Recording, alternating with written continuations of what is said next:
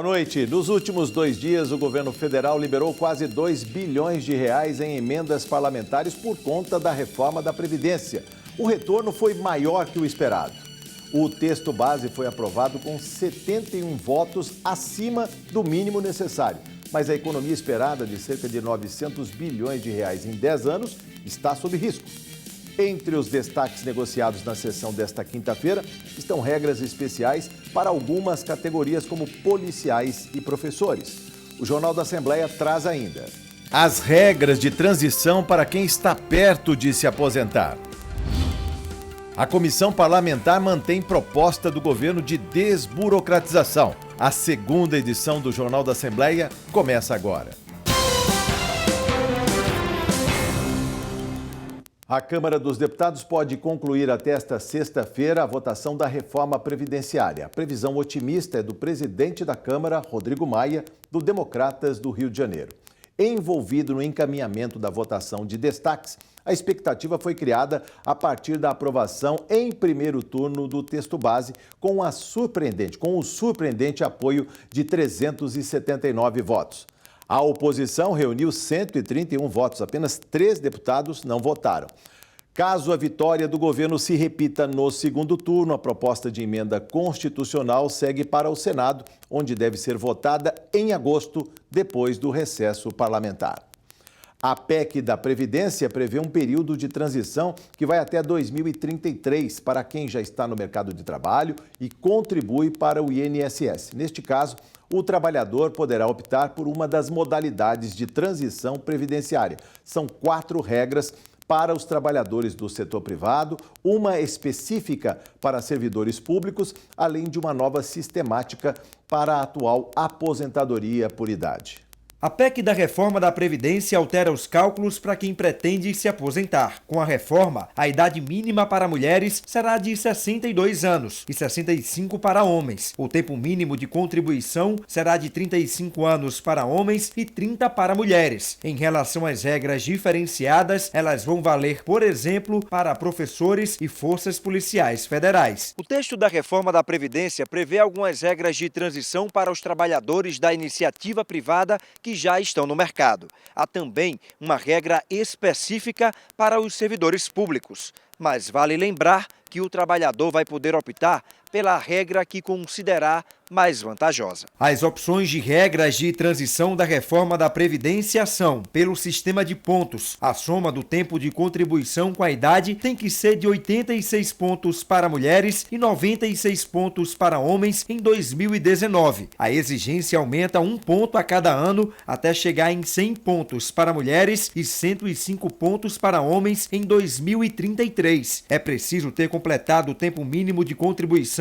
de 30 anos para mulheres e 35 anos para homens. Os professores terão um bônus de 5 pontos. Estipula-se desde já a exigência de uma idade mínima para a aposentadoria. Começa com 56 anos para mulheres e 61 para homens em 2019 e aumenta 6 meses a cada ano, até chegar aos 62 para mulheres e 65 para homens em 2031. É preciso ter completado o tempo mínimo de contribuição de 30 anos para mulheres e 35 para homens. Os professores terão bônus de 5 anos na idade. Por pedágio, vale para quem estiver há 2 anos ou menos de cumprir o tempo mínimo de contribuição exigido atualmente para a aposentadoria. Precisa ainda pagar pedágio de 50% sobre o tempo que falta para completar essa exigência. Quem estiver a 1 ano do final da contribuição, por exemplo, precisará ficar outros 6 meses além do último ano que falta. Não precisa cumprir idade mínima e incide o fator previdenciário, o que diminui o benefício. A exigência de idade para mulheres passará de 60 anos para 62 entre 2019 e 2023. A dos homens será mantida em 65. O trabalhador que já tiver a idade mínima, mas já tiver 32 anos de contribuição quando a PEC entrar em vigor, terá que trabalhar os 3 anos que faltam para completar os 35 anos, mais 3 anos de pedágio. Para servidores públicos, Com a reforma, eles vão precisar completar a idade mínima, que começa em 56 anos para mulheres e 61 para homens em 2019. Também terão que contar 30 anos de contribuição para mulheres e 35 para homens, sendo 20 anos de tempo de serviço com 5 anos no mesmo cargo. Ainda precisarão completar a regra dos pontos, idade mais tempo de contribuição, que começa em 86 pontos para mulheres e 96 pontos para homens e sobe 1 ponto a cada ano até chegar a 100 para mulheres e 105 para homens em 2033. E para entender um pouco mais do impacto da reforma da Previdência sobre as finanças pessoais e domésticas, eu recebo aqui no estúdio da TV Alesp, do Jornal da Assembleia, segunda edição, Cíntia Sena, que é educadora financeira do DISOP. Muito obrigado por dizer sim ao nosso convite. Cíntia, o que falar da reforma da Previdência, principalmente para aqueles que estão ali com quase o tempo de contribuição ou de idade mínima para a aposentadoria? Para quem já está aposentado, nada muda? Isso. Obrigada, convite. É importante a gente olhar, né? Quem já está aposentado, não muda nada. Para quem está nesse período que a gente fala que é a transição, então tem que ter um olhar um pouquinho mais atento, lembrando ainda que ainda não foi finalizado esse processo das novas regras, mas o que foi colocado que vai existir essa regra de transição, que vai durar mais ou menos uns 14 anos desde o momento que for aprovado e que vai ter algumas modalidades conforme o tempo que falta para essa pessoa se aposentar. Então o que ela tem que ficar de olho é quanto tempo que falta hoje, já fazer esses cálculos, já se atualizar, quanto tempo de contribuição, qual que é a sua idade e olhar dentro das regras de transição que vai ser aprovada, qual que vai ser a que melhor vai se encaixar para ela. Então, ela vai ter a opção de escolha, então não vai ser imposto que ela adere a uma única opção. As pessoas dizem que os assalariados, as pessoas de baixa renda vão perder mais com a reforma da Previdência, porque dizem que os mais ricos se aposentam com salário maior e com a idade mais baixa, né? 50 anos, quando a média deveria ir ser 55 para 60 ou até 65 anos. Isso é verdade ou não? Olha, o que a gente observa é que, na verdade, a gente tem um teto na Previdência Social. Sim. Então, quem contribui não consegue também contribuir com valores maiores. Então, mesmo que ela ganhe mais, sendo da iniciativa privada, Sim, ela vai ter um teto para se aposentar. Então, caso ela queira se aposentar com mais recursos, ela vai ter que construir uma previdência em paralelo à parte. sim. A questão de quem ganha menos, quem está aí na iniciativa privada, a princípio não vai mudar muito. O que vai mudar, sim, é a questão do tempo de trabalho, a questão do tempo de contribuição, que vai ser maior. Então, aqueles que já conseguiriam aposentar só com 15 anos de contribuição, com idade de 45, 48, vai precisar contribuir mais. O que a gente vai ter bastante, que não vai mudar ainda tanto, dado ao que já foi aprovado até o momento, então pode vir ainda mudanças, é em relação a quem se aposenta até com o valor que ganha, que é o setor público. Que Sim. esses que precisam ter um pouco mais de mudança, porque sai um pouco da regra padrão para a iniciativa privada. O que falar desse momento também de transição para quem está trabalhando e já contando o tempo para a aposentadoria? Ele tem um nível de contribuição, ele está honrando hoje com o seu salário o provento que ele vai ter no futuro. Como é para fazer essa conta? É muito difícil saber se compensa pagar até mais hoje para ter recurso ou esperar mais tempo para se aposentar, porque pessoas que já cumpriram os requisitos, que já poderiam estar aposentadas, aliás, há 2 milhões de pedidos de aposentadoria aí represados no INSS, né? Esperando, né, a devida ordem cronológica, né, para serem efetivados, e muita gente preocupada, inclusive, se vai receber menos do que estava contando. Então, quem já até deu entrada, então é até legal para a gente colocar e dar essa tranquilidade, a contribuição, quanto que ela vai se aposentar, vai ser a partir do momento que ela deu entrada. Então, não vai ser quando efetivamente for aprovado. Então, vai contar todo esse tempo do momento inicial. Então, isso é legal para a gente dar essa tranquilidade para as pessoas que dão entrada, mesmo que demore esse processo. Sim. E para quem está nessa regra de transição, o que ela tem que olhar? Quais são as regras que existem hoje? Sim. Ver qual que é o tempo que ela contribuiu, qual que é a idade. Se ela fosse se aposentar, ainda que olhando ali a questão do fator previdenciário, quanto que ela receberia. Então, a gente consegue usar até o próprio sistema, o site da Previdência Social para fazer essas simulações. Então, é importante que eu faça, que eu acesse e compare. Se eu fosse esperar mais o tempo da nova regra das transições, o que eu precisaria fazer? Sim. Quanto tempo mais eu teria que contribuir ou quanto tempo mais eu deveria esperar e comparar o que eu receberia se eu fosse já dar entrada hoje com as regras atuais. Sim. E o quanto que eu vou receber fazendo esse tempo um pouco mais, contribuindo um pouco mais. E a questão de eu pagar além daquilo que eu recebo, a gente só tem que se atentar que as contribuições na regra atual, sim, ela tem um montante, não é todas as contribuições que fazem parte daquele valor que eu vou receber. O que vai também mudar, que vai contribuir mais valores. Por que dessa mudança, inclusive? Porque antes eram desprezadas, né, as 20% menores. Para o cálculo, só as 80% maiores. Agora se dilui ao longo do tempo, 100% de contribuição. Portanto, não adianta ficar contribuindo no máximo já pronto para se aposentar, né? É isso. O tempo. Porque o que vai ter hoje é que todas as minhas contribuições, desde o meu primeiro emprego, que eu ganhava às vezes um salário mínimo ou até menos, dependendo se eu fui um jovem aprendiz, um estagiário e contribuía com o INSS, até a minha maior contribuição. Então, não necessariamente eu fazer aportes maiores vai me garantir um retorno, um benefício maior. Quem tem tempo tem tempo de trabalho, mas não de contribuição, né? A gente tem, na verdade, no mercado, muitas pessoas que estavam à margem da carteira de trabalho, que trabalham, mas não contribuíam para o INSS.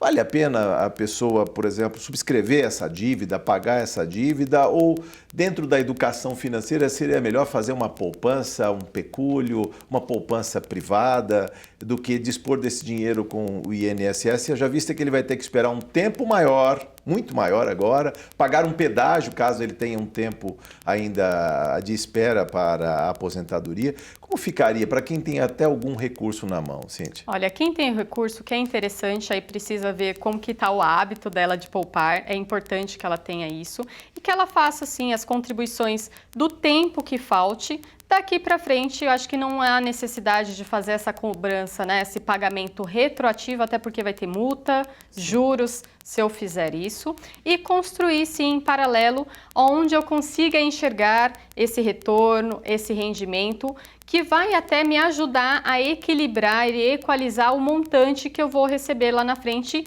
que mesmo fazendo essas contribuições, ainda eu não vou saber exatamente esse valor. Então, se eu já tenho um recurso, utilizo ele para fazer essa construção em paralelo. E as pessoas que, de alguma maneira, até se precipitaram ao saber que haveria a reforma que está sendo propalada desde o governo Temer, aí, só agora conseguiu passar em primeiro turno na Câmara dos Deputados, e pensou e entrou com pedido de aposentadoria. Eu digo isso porque a pessoa estava trabalhando e, de repente, ele perdeu o emprego. Então, ele antecipou o processo de aposentadoria por absoluta falta de vagas no mercado de trabalho. Ele não sabe, então ele procura a aposentadoria. O que fazer nessa pessoa que poderia trabalhar, ter mais tempo de trabalho, ou ele pode, sei lá, ficar esperando a aposentadoria e, se aparecer um trabalho, tentar conciliar, né? Existia, não tem mais a questão, né, que da falou desaposentação, então isso até caiu. O que a gente tem que ficar de olho é se eu já me aposentei, seja porque eu não tinha mais renda e foi uma forma de eu gerar essa renda, ou porque pela pressão, pelas situações do que estava acontecendo, eu já fiz e mesmo assim eu acabei não pegando integral, peguei um valor menor. Se eu for continuar trabalhando, construir essa minha aposentadoria ou esse meu complemento. Sim. Então, esse que é o importante que a gente pode fazer nesse paralelo. E olhar, né, sempre atento, porque mesmo eu aposentado, se eu voltar para o mercado de trabalho, se eu trabalhar, eu vou continuar contribuindo com o INSS. Então, pode ser, então a gente ainda não sabe quais vão ser as regras, quais vão ser mudanças que pode vir para essas pessoas que já são aposentados e que são obrigados a contribuir. Então, é para que a gente observe aguarde essas informações para que mais para frente a gente vê se existe alguma saída, existe algum recurso que a gente pode sim pleitear. Principalmente não se endivide, já contando com o dinheiro da aposentadoria, que pode demorar, né? Com Aliás, certeza. como educadora Nunca financeira, conte. essa sempre é a cautela, né? Sempre tem a sua própria reserva, né? O que a gente fala, construa a sua reserva e o que vier é lucro. Sim. No caso ainda da aposentadoria, com tantas mudanças aí que se fala, há uma preocupação porque o mercado de trabalho está deprimido, a economia aí com tantos milhões de pessoas desempregadas, subempregadas, vivendo de bicos. O que falar em aposentadoria, uma aposentadoria regular, que é o que todos queriam ao final de uma grande jornada de trabalho de 30, 35 anos de contribuição, 65 anos de idade, pelo menos. Todos não queriam um terreno sólido para poder cultivar a sua velhice, a terceira idade? Esse é o sonho ideal, né, de todos e que a gente terceiriza para o nosso governo, que a gente terceiriza para a iniciativa pública que ele faça isso por nós.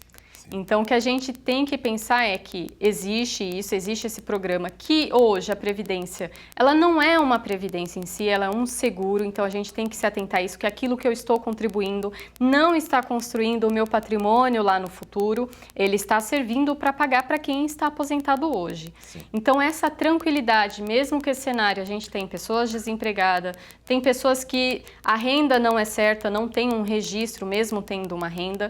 Então, o que eu posso ir fazendo em paralelo? Porque a questão que aconteceu recente também é a reforma trabalhista. Sim. Então, cada vez mais a gente vai ter pessoas trabalhando sem estar no regime CLT, a partir de questões do MEI, a partir de outras modalidades, e vai fazer com que também esse cenário dessa tranquilidade, mesmo no mercado de trabalho, a gente não encontre. Então, cada um, a gente fala, né, tem que se tornar empreendedor das suas horas, do seu tempo e todo recurso que for recebendo, começar a canalizar parte dele para essa construção desse futuro, desse chão tranquilo que a gente pode fazer. É possível, o que a gente precisa é ter esse foco e construir, ter essa disciplina, assim como a gente é obrigado a recolher os nossos impostos, ao nosso INSS, que a gente também se obrigue a construir e não depender. O que vier vai complementar, mas que a gente já construiu isso e não precisar esperar 30, 40 anos, a gente consegue com menos tempo. É o que todos queremos. Cíntia Sena, muito obrigado por sua entrevista. Volte mais vezes, foi um prazer conversar com você nessa edição do Jornal da Assembleia. Agradeço o convite e tenham todos uma ótima noite.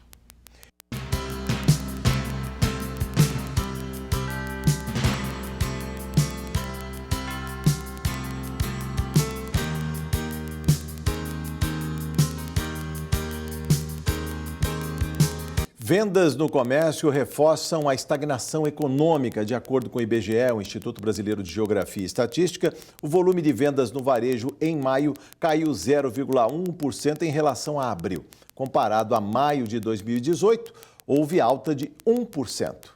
Entre os 8 setores pesquisados, o de alimentos e bebidas, que tem o maior peso, cresceu 1,4%. Nos 5 primeiros meses do ano, o varejo acumula alta de 0,7%. Vem aí uma tentativa do governo de flexibilizar o processo para pequenas e médias empresas. A comissão do Congresso, que analisa a medida provisória da liberdade econômica, aprovou nesta quinta-feira o relatório do deputado Jerônimo Jorgen, do Progressistas do Rio Grande do Sul. A base do texto enviado pelo governo foi mantido pelo relator. A medida provisória dispensa a exigência de alvará de funcionamento para atividades consideradas de baixo risco. O alvará também é extinto para pequenas empresas e startups testarem novos produtos e serviços, desde que não exista riscos à saúde ou segurança pública e sanitária, nem uso de materiais restritos. O texto segue agora para votação nos plenários da Câmara e do Senado. Entre os pontos retirados do relatório está a autorização para que supermercados vendessem remédios que não precisam de prescrição médica, como aqueles para dor de cabeça e gripe.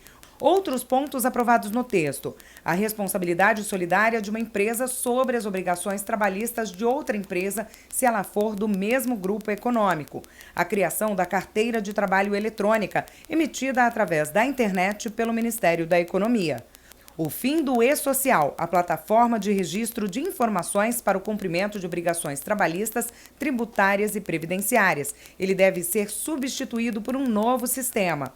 O prazo de registro do trabalhador pelo empregador aumenta dos atuais 2 para 5 dias.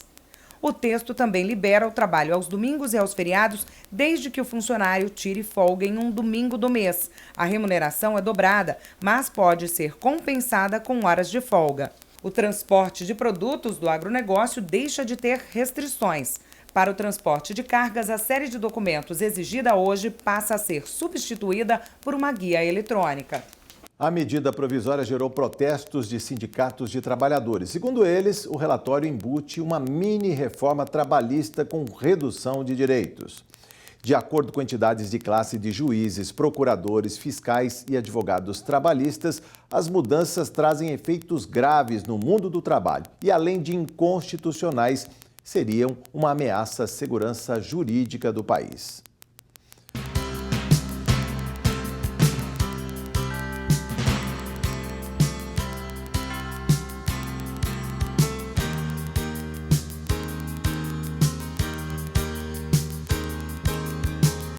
A segunda edição do Jornal da Assembleia volta ao assunto reforma da Previdência.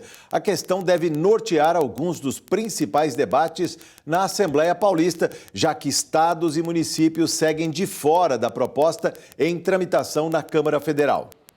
Depois de aprovada a primeira batalha, 379 votos no Congresso Nacional, na Câmara dos Deputados, tem muitas mudanças ainda por acontecer. E para entender o que muda na aposentadoria, na Previdência, eu vou conversar com a doutora Luciana Farias, que é diretora do Instituto dos Advogados Previdenciários. Muito boa noite, doutora Luciana. O que falar da mudança que vem por aí? É claro que a reforma ainda não está instituída, ela passa por um outro turno na Câmara, depois mais 2 turnos no Senado. Existem os destaques, que vão ser discutidos, que podem alterar a proposta, mas o que vem por aí?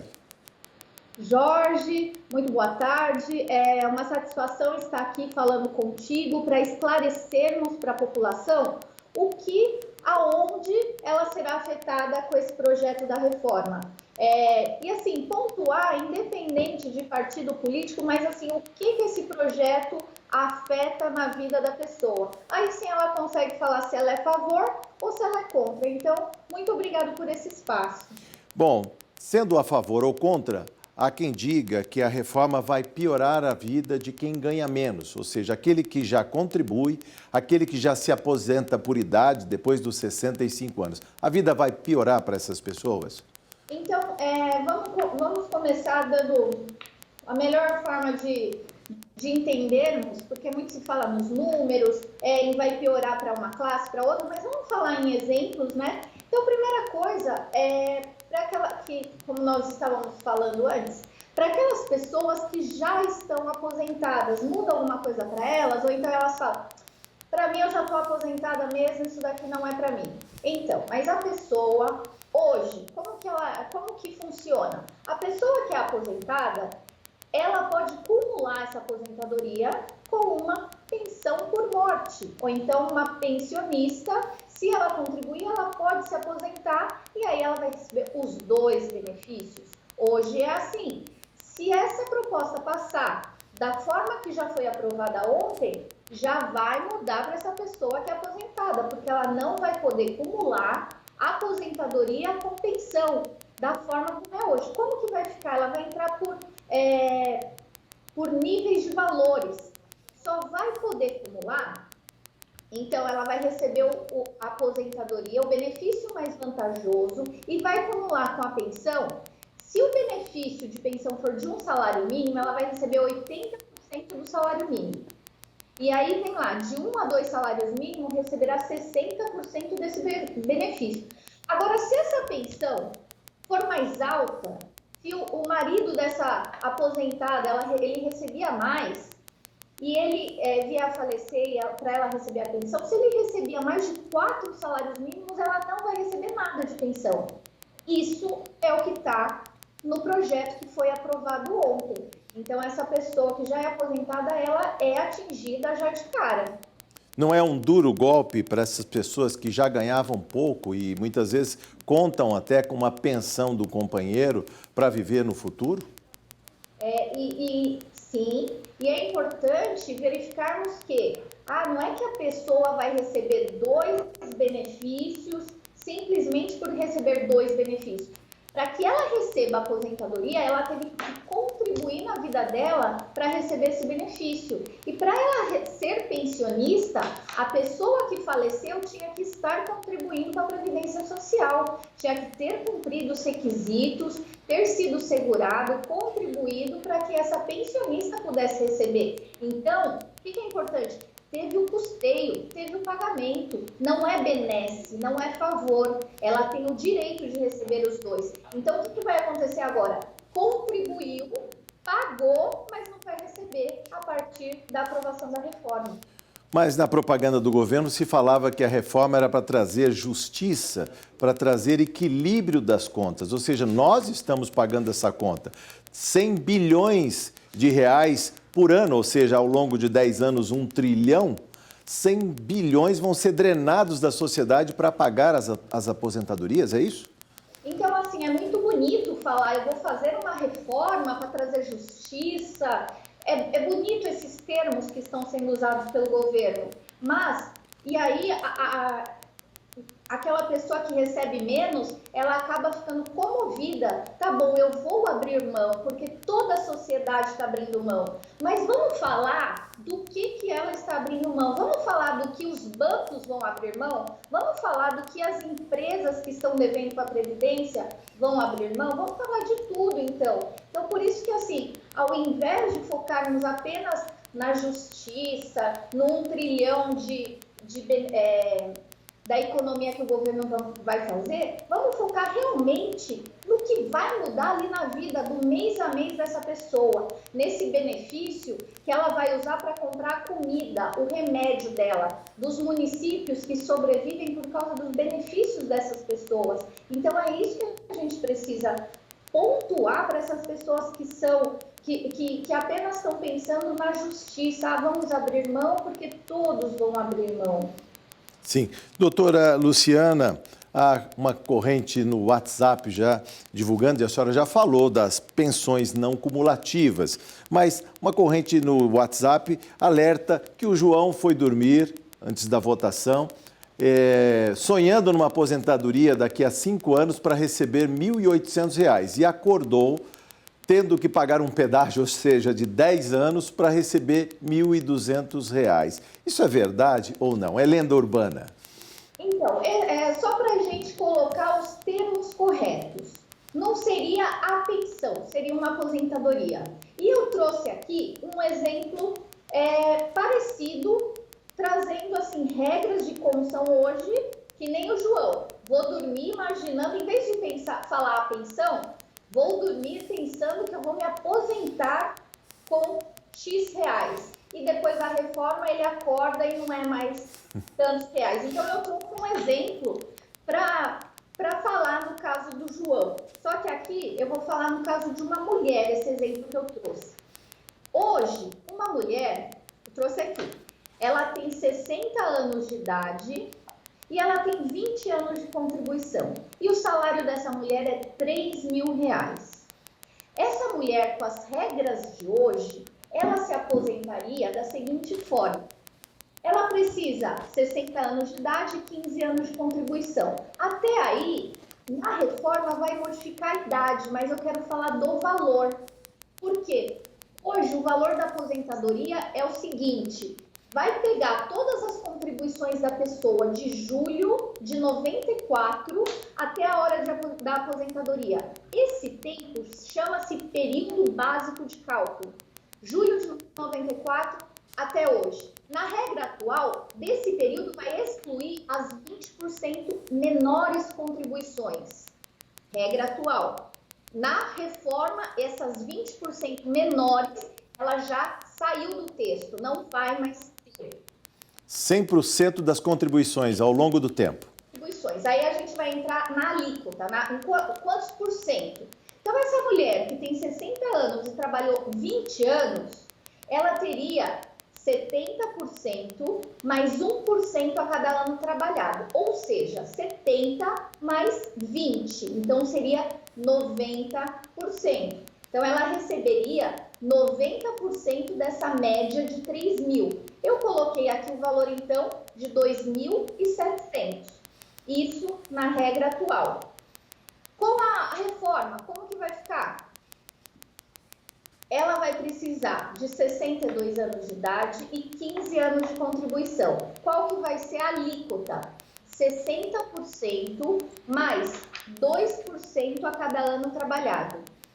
E aqui a gente vai ter uma média dela, porque não vai excluir aqueles 20%. Esse benefício que hoje daria R$ 2.700, com a reforma vai dar R$ 1.440. 1.440. Então, essa mulher, ela dorme, imaginando que ela vai se aposentar com 2.700, a reforma passa e a aposentadoria dela vai ser 1.440.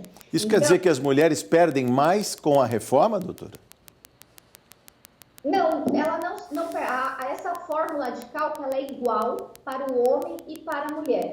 É apenas um exemplo que eu coloquei para a mulher, mas a gente poderia falar do homem aqui também. Sim. Agora, eu queria saber, já estamos terminando a nossa entrevista aqui, mas eu queria saber sobre a segurança que a reforma deve trazer ou não. A senhora, como advogada previdenciária, quer dizer, a reforma traz segurança ou traz mais dúvidas para as pessoas? Nesse primeiro momento, ela vai trazer muitas dúvidas para a população, muitas dúvidas, e depois vai trazer muita insegurança jurídica também, porque muitas situações vai acabar sendo judicializada. Muitas situações estão sendo... É uma proposta de emenda à Constituição, mas fere princípios de cláusulas pétreas, que não poderiam ser modificados dessa forma. Então, da forma que está tendo, muita situação vai ser judicializada. E aí, insegurança jurídica que nós vamos ver. E além também do que eu vejo, além dessa insegurança e dessas dúvidas atuais hoje, o que eu vejo a médio e longo prazo é o empobrecimento da população. Infelizmente, se passar dessa forma, nós vamos ter os nossos idosos da forma que está no Chile. Da mesma. Doutora, com certeza voltaremos ao tema. Muito obrigado pela entrevista. Foi um prazer conversar com a senhora. Muito boa noite. Muito obrigada. Obrigado. Termina aqui mais esta edição do Jornal da Assembleia, segunda edição. Toda a programação da TV Alesp você encontra em nossa página no YouTube. Até amanhã e muito obrigado por sua audiência.